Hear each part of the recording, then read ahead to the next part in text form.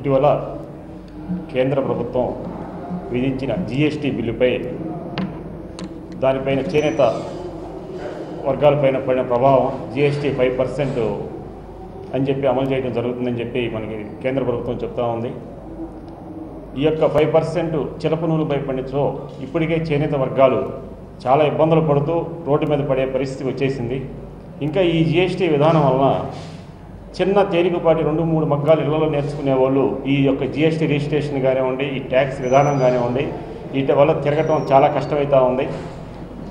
గత ప్రభుత్వాలు మనం చూసుకుంటే గతంలో కూడా ఇట్లానే 9.2% అప్పుడు ఎన్డీఏ ప్రభుత్వం ఈ చిలప నూలుపై విధించడం కూడా జరిగింది.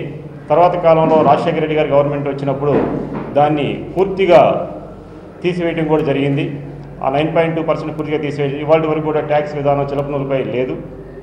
కానీ ఇప్పుడు ఈ 5% అట్లానే చేనేత వస్త్రాలపై ఒక 1000 రూపాయలు 1500 అట్లా ఖరీదు గల వస్త్రాలపై కూడా దానిపైన కూడా ట్యాక్స్, అట్లానే ఈ యొక్క చేనేత వస్త్రం గార్మెంట్ రంగంలోకి వెళ్ళినప్పుడు కూడా దానికి కూడా 12% విధానం వచ్చేసరికి ఈ యొక్క ట్యాక్స్ విధానం పడేసరికి కొనుగోలుదారులకు భారంగా ఉంటుంది. దానిపైన ఇప్పటికే మిల్లు వస్త్రాలపై పోటీకి తట్టుకోలేక చేనేత వర్గాలు వారు చాలా ఇబ్బందులు పడుతూ సరైన ఆదాయం లేక చాలా ఇబ్బందులు పడుతూ ఉన్నారు.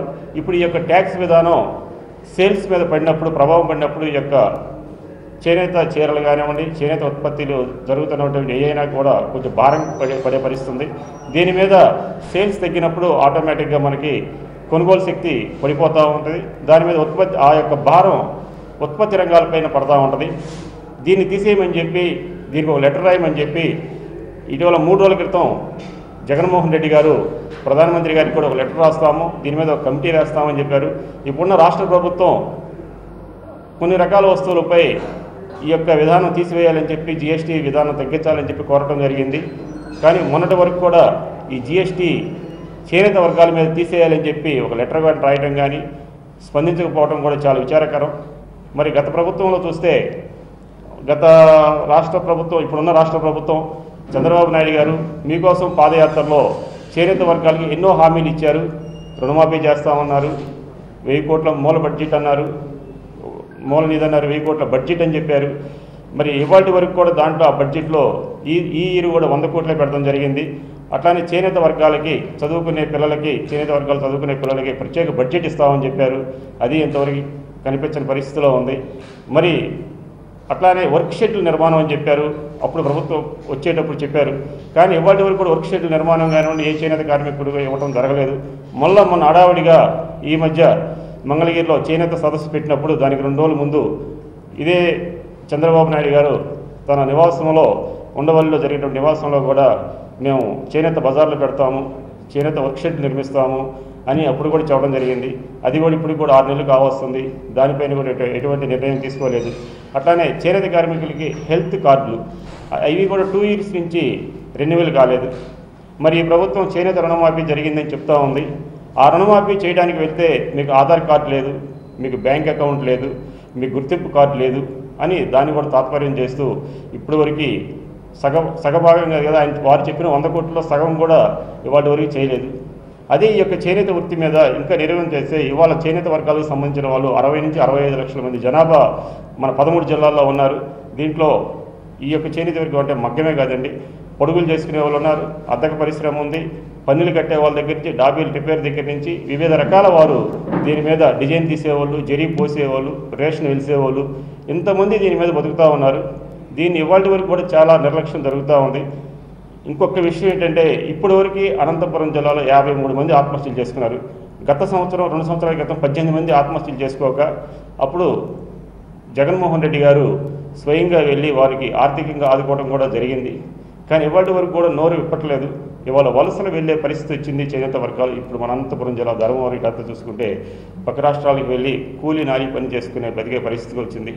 ఇప్పటికైనా మేము చెప్పేది ఏంటంటే ఇప్పుడు రాష్ట్ర ప్రభుత్వానికి మాకు కావాల్సినటువంటి మీరు చెప్పినటువంటి మేనిఫెస్టోలో పెట్టినటువంటి మమ్మల్ని అమలు చేయమని చెప్పి అట్లానే ఈ యొక్క జీఎస్టీ విధానాన్ని పూర్తిగా రద్దు చేస్తే, ఆఖరికి వస్త్రాల మీద కూడా రద్దు చేస్తే దీని మీద సేల్స్ పెరుగుతూ ఉంటుంది.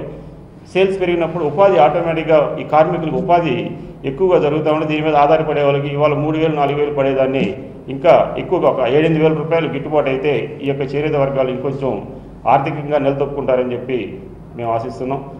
ఇంకొక విషయం ఏంటంటే హెల్త్ కార్డుల రెన్యువల్ 2 years నుంచి హెల్త్ కార్డుల రెన్యువల్ జరగట్లేదు. ఎందుకంటే ఈ చేనేత మగ్గాలు నేసే వాళ్ళకి కొంచెం ఆడవాళ్ళకి కానీ మగవాళ్ళకి కానీ ఈ యొక్క వృత్తిలో చాలా సూక్ష్మమైన ఇబ్బందులు ఆరోగ్యపరంగా తలెత్తూ ఉంటాయి. అదే హెల్త్ కార్డులు ఉంటే దాని మీద కూడా కొంత ఉపాధి జరుగుతూ ఉంటుంది. మరి గతంలో రాజశేఖర రెడ్డి గారు ప్రభుత్వం వచ్చినప్పుడు 60 సంవత్సరాలకు పింఛను 70 రూపాయలు ఉండేది. ఆయన వచ్చిన తర్వాత దాన్ని 50 సంవత్సరాలు కుదించి 200 రూపాయలు చేయడం జరిగింది. అయితే ఇప్పుడు ప్రభుత్వం పింఛను పెంచింది, కానీ ఆ వార 50 సంవత్సరాలు ఉన్నటువంటి దాన్ని 55 సంవత్సరాలు చేయడం కూడా జరిగింది. దీన్ని కూడా 50 సంవత్సరాలు తీసుకొస్తే ఎంతో ఉపాధి కలుగుతుందని మేము ఆశిస్తున్నాం. చంద్రబాబు నాయుడు గారు మగ్గం షెడ్డు ఇల్లు నిర్మాణం కోసం 1.5 సెంటు భూమిలో ప్రతి వారికి పక్కా గృహాలు నిర్మిస్తామని చెప్పడం కూడా మేనిఫెస్టోలో జరిగింది. అది కూడా ఇవాళ వరకు కూడా ఏమీ కనిపించట్లేదు. గతంలో పోలిస్తే ఈ రంగులు రసాయనాలు దీనికి వాడే అచ్చగా నూలే కాదండి, ఈ రంగులు రసాయనాల మీద పడేటువంటి ట్యాక్స్, ఈ చిలక నూనె మీద పడే ట్యాక్స్ ఇవన్నీ కూడా చాలా భారం అవుతుందని చెప్పి ఆలోచిస్తున్నాం. అట్లానే గతంలో ఆఫ్కో ద్వారా చేనేత వర్గాల నుంచి సరుకు చీరలు కొని కొంచెం పేమెంట్ కూడా త్వరితగతిన వచ్చేది. ఇవాళ ప్రభుత్వంలో ఆఫ్కో ఫ్యాబ్రిక్స్కి కొనుగోలు తగ్గించడం, ఆ పేమెంట్స్ కూడా రాకపోవడం కూడా చేనేత వర్గాలు చాలా ఇబ్బంది పడే పరిస్థితిలో ఉంది. మేమేంటంటే దీనికి ఒక మూలదిని లేకపోతే చేనేత కార్పొరేషన్ కూడా పెడతారని చెప్పారు చంద్రబాబు నాయుడు గారు. ఏంటంటే చేనేత వృత్తిలోనే కాకుండా ఈ యొక్క చేనేత వర్గాలు ఏదైతే ఈ వృత్తిని వదిలిపెట్టి ఇంకొక వృత్తిలో చేస్తున్నప్పుడు చిన్న చిన్న వ్యాపారాలు చేసుకునేటప్పుడు ఆ యొక్క తక్కువ వడ్డీతో ఆ చేనేత కార్పొరేషన్ ద్వారా రుణాలు వస్తే కొంచెమైనా ఈ యొక్క దుస్థితి బాగుపడుతుందని చెప్పేసి మేము ఆలోచిస్తూ ఉన్నాం. ఇంకా ఈ మేనిఫెస్టోలో పెట్టినటువంటి అనాథాశ్రమాలు ఉన్నారు, వృద్ధుల ఉన్నారు, అది చేనేతలకి సపరేట్గా హాస్పిటల్స్ కూడా కట్టిస్తాం చెప్తామన్నారు. అది కూడా ఇంతవరకు ఏ విధమైనటువంటి మార్పులు జరగలేదు. గతంలో పోలిస్తే మనకి 170 మేము డిమాండ్స్ ఏం చేస్తున్నామంటే 175 నియోజకవర్గాల్లోనే 175 నియోజకవర్గాల్లో ఈ ఆఫ్కో సొసైటీ, ఆఫ్కో ఏదైతే రిటైల్ అవుట్లెట్స్ ఉన్నాయో అలా పెడితే దాని మీద కూడా చేనేతలకు కొంచెం ఎప్పుడైతే ఆఫ్కోల ద్వారా సేల్స్ పెరిగిద్దో కొత్త రకాలు దాంట్లో మనం ఉత్పత్తి చేసి ఆ ఆఫ్కో మనం అమ్ముతాము, ఇది కార్మికులు అమ్ముతారు, అప్పుడు సేల్స్ పెరిగిద్ది, ఉపాధి ఎక్కువగా కల్పిస్తూ ఉంటుంది. అట్లానే హాస్పిటల్స్ కానివ్వండి, సెంట్రల్ గవర్నమెంట్ రైల్వేస్ కానివ్వండి, అంతకుముందు ఆర్మీ డిపార్ట్మెంట్లకి, నేవీ డిపార్ట్మెంట్లు కూడా ఈ చేనేత వస్త్రాలు అక్కడ స్టాల్స్ పెట్టి మనం ఎక్కువగా సేల్స్ చేసినతో అది కూడా మనకి కార్మికులకు ఉపాధి కల్పిస్తుందని చెప్పి మేము అనుకుంటున్నాం. ఇదే అంతకుముందు మనకి ట్రైనింగ్ సెంటర్స్లో ఇవాళ తెలంగాణ ప్రభుత్వంలో టెక్స్టైల్ పార్క్ పెట్టి అప్గ్రేడ్ చేస్తూ ఉంటుంది. ఇవాళ మనం తీసుకుందాం, ఒక విజయవాడ మహానగరంలో ఒక సీజన్లో హోల్సేల్ కానీ రిటైల్ కానీ 30 నుంచి 40 కోట్ల రూపాయలు సేల్స్ అవుతూ ఉంటుంది.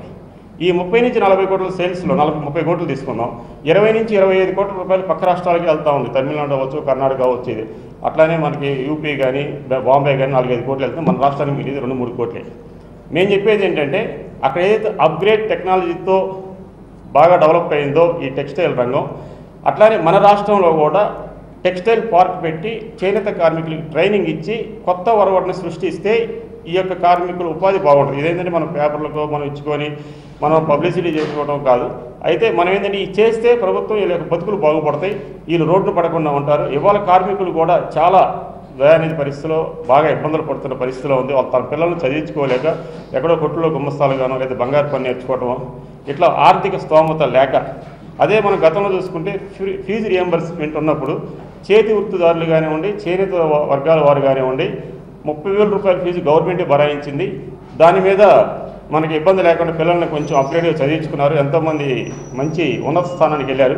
ఇవాళ చూస్తే మన ఫీజులు 1,50,000 అయిపోయింది, గవర్నమెంట్ మాత్రం 30,000 ఇస్తే ఆ 1,20,000 రూపాయలు భరాయించలేని పరిస్థితిలో మన ప్రభుత్వం మరి ఆ చేనేత వర్గాల కన్నా చేతి వృత్తుల కన్నా ఆ యొక్క ఫీజు రియంబర్స్మెంట్ కూడా ఇస్తే చాలా బాగుంటుందని చెప్పేసి మేము ఈ యొక్క సమస్యని మేము జగన్మోహన్ రెడ్డి గారి దగ్గర కూడా తీసుకెళ్ళాం. అట్లానే కేంద్ర ప్రభుత్వానికి కూడా ఈరోజు లేఖ రాస్తున్నారు. ఈ యొక్క టెక్స్టైల్ విధానం, చేనేత విధానం మీద 5% ఉన్నటువంటి విధానాన్ని మార్చాలని చెప్పి